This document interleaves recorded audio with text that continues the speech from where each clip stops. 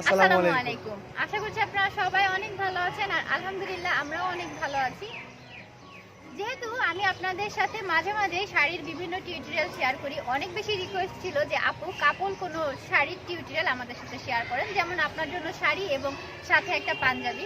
তো এই জন্য আজকে আপনাদের সাথে শাড়ি এবং পাঞ্জাবির একটা টিউটোরিয়াল নিয়ে হাজির হয়ে গেলাম।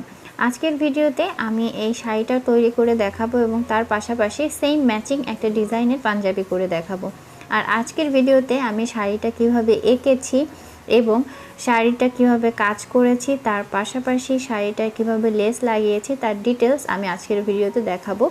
তাই সবাইকে রিকোয়েস্ট করব প্লিজ ভিডিওটা স্কিপ না করে সম্পূর্ণ ভিডিওটা দেখবেন, তাহলে আশা করি আপনারা বুঝে যাবেন যে আজকের এই শাড়িটা বা পাঞ্জাবিটা আমি কিভাবে ডিজাইন করেছি আর আপনারাও কিভাবে খুব সহজেই এই শাড়িটা তৈরি করে ফেলতে পারেন। আর যারা এখনও আমার চ্যানেলটি সাবস্ক্রাইব করেননি তাদের যদি আমার ভিডিওটি ভালো লাগে অবশ্যই আমার চ্যানেলটি সাবস্ক্রাইব করে দিবেন এবং পাশে থাকা বেল আইকনটি বাজিয়ে অল লেখা অপশনটি সিলেক্ট করে দিবেন। এতে করে আমি যখনই কোনো ভিডিও দিব তার নোটিফিকেশন চলে যাবে আপনার কাছে। আর যারা অলরেডি সাবস্ক্রাইব করেছেন তাদের সবাইকে অনেক অনেক ধন্যবাদ।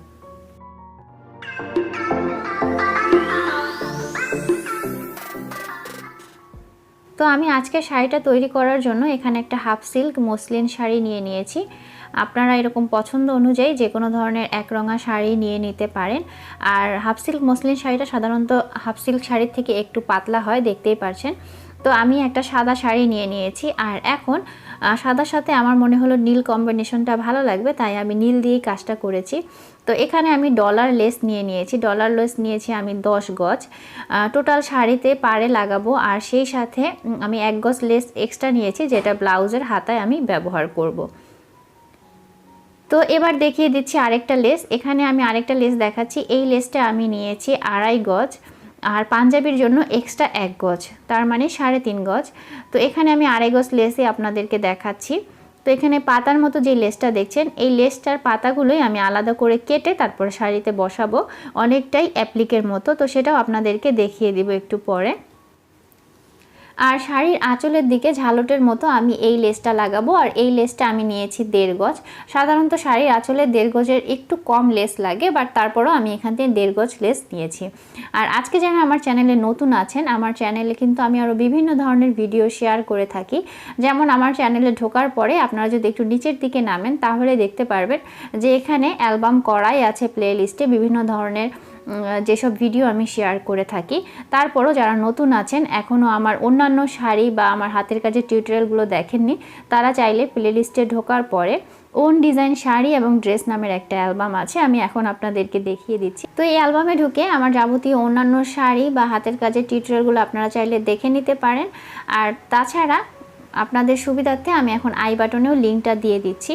আর আপনাদের যদি কারো আমার এই হাতের কাজের প্রোডাক্টগুলো ভালো লাগে এবং আপনাদের সংগ্রহে রাখতে চান তাহলে অবশ্যই আমার ফেসবুক পেজ তাহা বাই তামান হ্যান্ডিক্রাফট, এখন যেটা স্ক্রিনে দেখতে পাচ্ছেন, এই পেজে আমাকে ইনবক্স করতে পারেন। তাহলে আপনাদের পছন্দের যে কোনো শাড়ি বা পাঞ্জাবি আপনারা আমার কাছ থেকে নিয়ে নিতে পারবেন।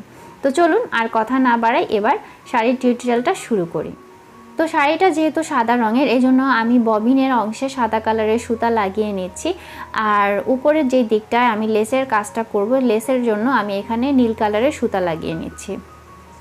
প্রথমেই আমি শাড়ির আঁচলের দিয়ে যে অংশটা আছে সেটাকে এরকম একটা বর্ডার করে চিকন করে সেলাই করে নিচ্ছি যাতে করে কোনো এক্সট্রা সুতা বের না হয়। আর অবশ্যই সেলাই শুরুর এবং শেষের দিকে আপনারা লক স্টিচ দিতে ভুলবেন না, এতে করে সেলাইটা খুলে যাওয়ার আর কোনো সম্ভাবনা থাকে না। তো আমি বর্ডারটা এভাবে দিয়ে নিয়েছি। এখন আঁচলের এই অংশে আমি প্রথমে ঝালর যে লেসটা দেখিয়েছিলাম সেই লেসটা লাগিয়ে নিব। আর আজকে সেলাই কাজে আমার আম্মু আমাকে একটু হেল্প করছে, কারণ যখন আপনার পাশে যদি হেল্প করার কেউ থাকে এবং আপনার সেলাই করার সময় সে যদি এটা একটু ধরে রাখে তাহলে খুব দ্রুত সময়ের মধ্যে সেলাই করে নেওয়া যায়। তবে ভয় নেই, আপনাকে হেল্প করার কেউ না থাকলেও আপনি একাই কিন্তু এই সেলাইটা করে নিতে পারবেন, সেক্ষেত্রে একটু সময় লাগবে এই আর কি। তো আমার ঝালট লেসটা লাগানো হয়ে গেছে আর বলেছিলাম যে লেসটা 1.5 গজ নিয়েছি তাই একটু বেশি হয়েছে। তো এক্সট্রা অংশটা আমি এখন কেটে ফেলছি। তো এবার আমি আপনাদেরকে একটু কাছ থেকে দেখিয়ে দিলাম। আর এখন যেটা করব, শাড়ির আঁচলের অংশ থেকে ভেতর দিকে মানে কোমরের অংশ পর্যন্ত আমি টোটাল এখানে হচ্ছে গিয়ে 85 ইঞ্চি নিয়ে নিয়েছি বা 2.5 গজ যেটাই বলেন, ততখানি ভেতর থেকে আমি লেসটা লাগানো শুরু করেছি। আপনারা যদি এই মাপটা না বোঝেন সেই ক্ষেত্রে যেটা করবেন, শাড়িটা একটু পরে নেবেন এবং দেখবেন কুচি শেষ হওয়ার পরে কোমরের যে অংশ থেকে শাড়ির উপরের প্যাচটা ওঠে ঠিক সেই অংশ থেকে লেসটা লাগানো শুরু করবেন। তো এখানে আমি লেসটার মাথাটা জাস্ট একটু ভাঁজ দিয়ে ভিতর দিকে ঢুকিয়ে তারপরে লেসটা লাগানো শুরু করলাম, যাতে করে লেসটা এক্সট্রা কোনো সুতা বের না হয়। তো এভাবে করে আমি আঁচলের একদম কর্নার পর্যন্ত চলে এসেছি। কর্নারের এখানে আমি একটু ভি অ্যাঙ্গেল করে এভাবে ভাঁজ করে দিচ্ছি। আর এছাড়াও আমি এরকম লেস লাগানো আরও বিভিন্ন ধরনের শাড়ির টিউটোরিয়াল কিন্তু ইতিমধ্যে শেয়ার করেছি। আপনারা যদি সেই টিউটোরিয়ালগুলো একটু দেখে নেন তাহলে আরও সহজে বুঝতে পারবেন। তো আমি সেরকম ধরনের একটা শাড়ির টিউটোরিয়াল এখন আই বাটনে দিয়ে দিচ্ছি, আপনারা এই টিউটোরিয়ালটা একটু দেখে নিতে পারেন। তো তারপরে আমি ঝালটের যে আঁচলের অংশটা আছে সেই লেসটার ঠিক উপরে এই ডলার লেসটা লাগিয়ে নিচ্ছি। আর লেস লাগানোর ক্ষেত্রে যতটা কর্নারে সম্ভব সেলাইটা দেওয়া যায় ওইভাবেই সেলাইটা দিয়ে নেবেন। এখন আঁচলের নিচের যে কর্নারটা আছে সেই কর্নারটাও আমি সেমভাবে ভি শেপ করে এভাবে ঘুরিয়ে লাগিয়ে নিচ্ছি। ভি শেপ করে সাধারণত লেসটা লাগিয়ে নিলে দেখতে ভালো লাগে। আপনারা যদি এভাবে লাগাতে না পারেন সমস্যা নেই, আপনারা চাইলে লেসটা কেটেও কিন্তু একটা লেসের উপর একটা লেস বসিয়ে স্কোয়ারভাবে ঘুরিয়ে লাগিয়ে নিতে পারেন। তো এভাবে করে আমি শাড়ির একদম শেষ অবধি লেসটা লাগিয়ে নিব এবং 1 গজ পরিমাণ লেস আমি শুধুমাত্র কেটে ফেলবো ব্লাউজের জন্য, আর বাকি টোটাল 9 গজ লেসই আমি শাড়িতে লাগিয়ে দিব। এতে আমার শাড়িটা যতখানি পর্যন্ত আসে ততখানি পর্যন্তই লাগিয়ে নিব। সাধারণত ভেতরের আঁচলের দিকে 18 থেকে 20 ইঞ্চি বা 25 ইঞ্চি পরিমাণ জায়গায় কোনো লেস লাগানো হয় না, বাট তারপরও আমি যতখানি সম্ভব জায়গায় লেসটা লাগিয়ে নিয়েছি। এবার শুধুমাত্র লেসটাকে এভাবে চারিদিক থেকে ঘুরিয়ে অপর পাশে একটা চাপ সেলাই দিয়ে নিব। আশা করি আপনারা আমার কথার থেকে সেলাইটা দেখে বেশি বুঝতে পারবেন। তো যতটা কর্নারে সম্ভব ঠিক ততটা কর্নারে রেখেই চাপ সেলাইটা দিয়ে নিব। তো এভাবে করে চাপ সেলাই দিয়ে একদম কোমরের যে অংশ থেকে আমরা লেসটা লাগানো শুরু করেছিলাম সেখানে এসেই আবার লক স্টিচ দিয়ে সেলাইটা শেষ করে দিব। তো এভাবে করে আপনারা কিন্তু চাইলে যে কোনো ধরনের শাড়িতে শুধুমাত্র লেস লাগিয়েও শাড়ির ডিজাইন করে নিতে পারেন। এবার আপনাদেরকে দেখিয়ে দিব আমি যে লেসটা নিয়েছিলাম পাতার, সেই লেসটাকে এভাবে দুইটা দুইটা করে পাতা ধরে ধরে আমি কেটে নিচ্ছি। তো আপনারা চাইলে এভাবে কোনো পাতা বা ফুলের ডিজাইনের লেস কিনে কিন্তু খুব সহজেই শাড়িতে লাগিয়ে নিতে পারেন। হাতের কাজ করলে সাধারণত সময় বেশি লাগে, বাট আপনারা যদি এভাবে কোনো লেস সরাসরি শাড়িতে বা ড্রেসে লাগিয়ে নেন দেখতে কিন্তু হাতের কাজের মতোই মনে হয়, কিন্তু কাজটা অনেক দ্রুত হয়। তো সেরকম একটা টেকনিকই আজকে আপনাদের সাথে শেয়ার করছি। তো এবার আমি যেটা করব, শাড়ির বডির যে অংশটা আছে সেখানে আমি 23 থেকে 24 ইঞ্চি জায়গা নিয়েছি। সেই জায়গাটায় আমি একটা লতার মতো করে এঁকে নিব। আর আমি এখানে আঁকার জন্য একটা রং পেন্সিল ব্যবহার করছি, কারণ ওয়াশ করলে খুব সহজেই রং পেন্সিলের দাগটা উঠে যায়, কলমের দাগ কিন্তু সহজে উঠতে চায় না। তো এই জন্যই আমি একটা রং পেন্সিল দিয়ে এখানে লতার মতো এঁকে নিচ্ছি। আর আপনারা যারা বডির মাপটা বুঝতে পারবেন না সেই ক্ষেত্রে যেটা করতে পারেন, শাড়িটা আপনারা পরবেন, পরার পরে দেখবেন যে বুকের দিকের যে জায়গাটা থাকে সেই জায়গাটা কতখানি হয়, সেই জায়গাটার মাপ একটু নিয়ে আপনারা সেই জায়গাটায় এভাবে লতার মতো এঁকে নিতে পারেন। কারণ অনেকেই হ্যাংলা থাকে, অনেকেই একটু হেলদি থাকে, তাদের বডির মাপ অনুযায়ী কিন্তু এই জায়গাটা কম বা বেশি হয়ে থাকে সাধারণত। এই জন্যই আপনাদেরকে ডিটেলসে আমি বলে দিলাম। তো এইভাবে আমি আমার মন মতোই লতা এঁকে নিচ্ছি।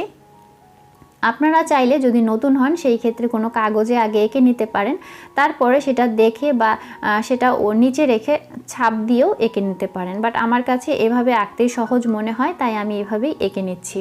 তো বডির অংশটা আমার আঁকা হয়ে গিয়েছে। এবার শাড়ির আঁচলের নিচের দিকে যে কর্নারের অংশটা থাকে সেই কর্নারেও আমি সেমভাবে লতার মতো এঁকে নিচ্ছি। আপনারা চাইলে এভাবে লতা কিন্তু শাড়ির কুচির দিকে বা পাড়ের অন্যান্য জায়গায়ও দিতে পারেন, বাট আমার কাছে কেন যেন শাড়ির বডিতে আর আঁচলের অংশে কাজটা দিলে শাড়িটা দেখতে বেশি মানানসই মনে হয়, আর অন্যান্য জায়গায় একদম সব জায়গায় ভরে কাজ দিলে একটু হিবিজিবি মনে হয়। তো যাই হোক, আপনারা আপনাদের পছন্দ মতো এঁকে নিতে পারেন, কোনোই সমস্যা নেই। তো এখানেও আমি ছোট করে একটা লতা এঁকে নিচ্ছি, তুলনামূলক বডির থেকে একটু ছোট মাপে আর কি।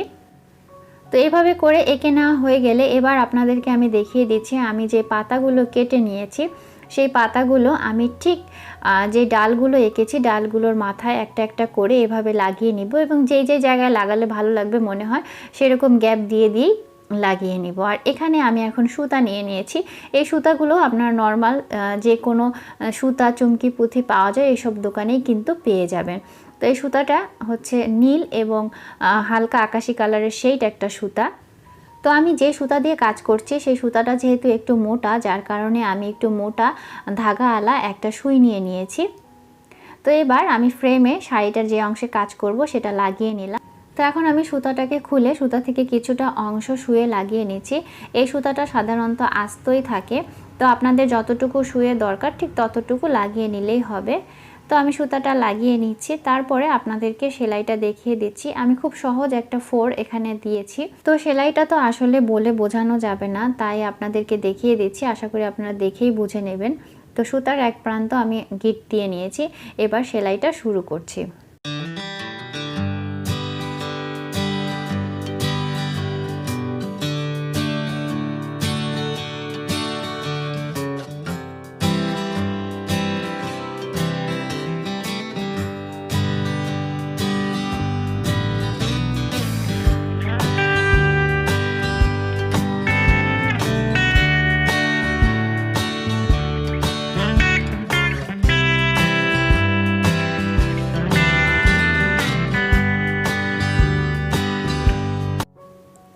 তো এভাবে আমি ডালটা করে নিলাম। তারপরে যেই পাতাগুলো আমি কেটে নিয়েছি সেখান থেকে দুটো পাতা এভাবে নিয়ে নিলাম। এখন এই পাতাটা ডালের ঠিক সামনের অংশে এভাবে লাগিয়ে নিব। তো পাতাটা লাগানোর জন্য আমি সেই সেম সুতাটা দিয়েই কিন্তু এখানে জাস্ট 4 তুলে তুলে পাতাটা চারিদিকে ঘুরিয়ে যতগুলো 4 দিলে মনে হবে যে পাতাটা সুন্দর মতো শাড়ির সাথে মিশে আছে, ঠিক অতগুলো স্টিচ দিয়েই শাড়িটার সাথে এভাবে পাতাটা লাগিয়ে নিব। এতে করে আপনাদের হাতের কাজ করলে, আপনারা যদি ভরাট করে কোনো পাতা করতে যান বা কোনো ডিজাইন করতে যান, সেটা কিন্তু অনেক সময়ের ব্যাপার। বাট এইভাবে পাতা বসিয়ে নিলে কিন্তু খুব সহজেই এই কাজটা হয়ে যায় এবং দূর থেকে হাতের কাজের থেকেও এটা বেশি গর্জিয়াস মনে হয়। কারণ মেশিনের এই কাজগুলো সাধারণত হাতের কাজ থেকে বেশি মজবুত এবং ভরাট থাকে, যার কারণে দেখতে কিন্তু অনেক বেশি ভালো লাগে। আর সবচেয়ে বড় কথা হচ্ছে খুব কম সময়ের মধ্যে ঝটপট যে কেউ কিন্তু চাইলে, যারা অনেক বেশি হাতের কাজ পারেন না, তারাও এভাবে শাড়ি তৈরি করে ফেলতে পারবেন।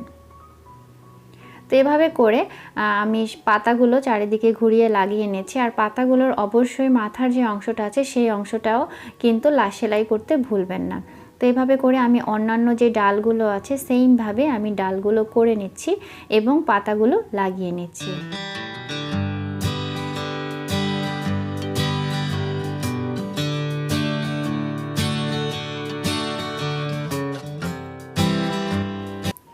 আর ডাল আর পাতা লাগানোর পরে কেমন লাগে সেটাও আপনাদেরকে একটু দেখিয়ে দিচ্ছি। আপনারা যদি নরম হাতে সেলাইটা করেন তাহলে কিন্তু সেলাইটা একদমই কুঁচকে যাবে না। তো আমি সেইমভাবেই শাড়ির কর্নারের যে আঁচলের অংশ সেখানেও কাজ করে নিয়েছি। আর আঁচলটা তো আগেই মেশিনে করেছি, দেখতেই পারছেন। আর সেইমভাবেই বডির যে অংশটা আছে সেই অংশটা জুড়েও এভাবে পাতা ডাল করে নিয়েছি। তো দেখতেই পাচ্ছেন এই শাড়িটা দেখলে কিন্তু এখন বোঝাই যাচ্ছে না যে পাতাগুলো আসলে এমব্রয়ডারি করা বা আলগা লেস লাগানো। তো এই তো শাড়ির বডির অংশটা আর আঁচলের অংশটা আমি দূর থেকে একসাথে আপনাদেরকে দেখিয়ে দিচ্ছি, তাহলে আপনাদের বুঝতে সুবিধা হবে। আর তাছাড়া ভিডিও শুরুতে তো দেখেছেনই আমি যখন পরা ছিলাম তো শাড়িটার কোন জায়গাটায় কাজটা পড়েছে। এবার চলেন দেখে নেই পাঞ্জাবির কাজটা। আর পাঞ্জাবিতে কাজ করার জন্য এখানে আমি একটা রেডিমেড পাঞ্জাবি নিয়ে নিয়েছি। আর পাঞ্জাবিটাই কিন্তু অলরেডি এমব্রয়ডারি করা সাদা সুতোর একটা কাজও আছে। তো পাঞ্জাবির আমি বাঁ পাশের যে সাইডটা সেই পাশে কাজটা করব। আর পাঞ্জাবিটাকে আমি এখানে একটা শক্ত ক্যালেন্ডারের উপর বিছিয়ে নিয়েছি যাতে করে আমার আঁকতে সুবিধা হয়।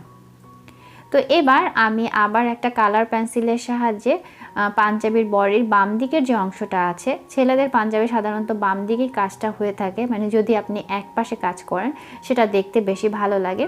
তো আমি বাম পাশে একটা লতার মতো করে এঁকে নিচ্ছি। আর আমার অনেক ভিউয়ার্সদের রিকোয়েস্ট ছিল যাতে আমি কাপল ড্রেসের টিউটোরিয়াল দেখাই আর একটু সহজ করে দেখাই। তো আশা করি আজকে তাদের এই টিউটোরিয়ালটা অবশ্যই ভালো লাগবে, কারণ আমি খুব সহজে এবং যেই কাজটা দেখিয়েছি এটা আসলে সব আপুরাই পারবে। যারা অল্প হাতের কাজ পারে তারাও কিন্তু ট্রাই করলেই এই জিনিসটা করতে পারবে এবং নিজের জন্য, নিজের হাজব্যান্ডের জন্য, বাচ্চার জন্য বা ফ্যামিলির যে কারোর জন্য একসাথে করে এভাবে ম্যাচিং করে ড্রেস তৈরি করে ফেলতে পারবে। তো এখন আমি পাঞ্জাবিটা আঁকা হয়ে গেল, আমি পাঞ্জাবিটাও সেইমভাবেই কাজ করে নিচ্ছি। তো তো আমি চেষ্টা করেছি ভিডিওতে একটু স্লো করে ডিটেলসে সব কিছু দেখানোর জন্য, যাতে করে সব আপুদের বুঝতে সুবিধা হয়। আমি যেহেতু সাদা কালারের উপরে কাজ করেছি, আর সাদা কালারের পাঞ্জাবি কিন্তু অ্যাভেলেবেলই পাওয়া যায়, মাপ মতো কিনে নিলেই হয়ে যায়। তারপরও আপনারা যদি চান যে অন্য কালারে করবেন, সেই ক্ষেত্রে আপনারা পাঞ্জাবির এক কালারের কাপড় কিনে আপনাদের মাপ অনুযায়ী কিন্তু বানিয়ে নিতে পারেন। আর পাঞ্জাবিতে আমি যেভাবে কাজ করেছি, যেই আপুরা 3 পিস পরতে পছন্দ করেন তারাও কিন্তু চাইলে 3 পিসের এক পাশে এভাবে কাজটা করে নিতে পারেন, বা 2 পাশেও কিন্তু দিতে পারেন। তো ফাইনালি পাঞ্জাবিটা কেমন হয়েছে দেখতেই পাচ্ছেন। তো এবার সরাসরি আমাদের পরার পরে কেমন লেগেছে সেটা তো ভিডিও শুরুতেই আপনারা দেখেছেন, তারপরও আপনাদের সুবিধার্থে আবার একটু দেখিয়ে দিচ্ছি।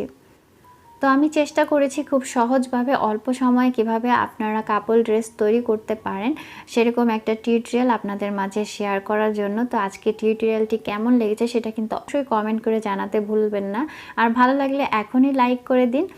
আর অবশ্যই যারা এখনও আমার চ্যানেলটি সাবস্ক্রাইব করেননি, আমার ভিডিওটি যদি ভালো লাগে প্লিজ আমার চ্যানেলটি সাবস্ক্রাইব দিবেন এবং পাশে থাকা বেল আইকনটি বাজিয়ে দিবেন, এরকম নিত্য নতুন আরও বিভিন্ন ধরনের হাতের কাজের টিউটোরিয়াল দেখতে। তো দেখা হবে নতুন কোনো ভিডিওতে, সেই পর্যন্ত আপনারা সবাই ভালো থাকুন, সুস্থ থাকুন, আমার জন্য দোয়া রাখবেন। আল্লাহ হাফিজ, আসসালামু আলাইকুম।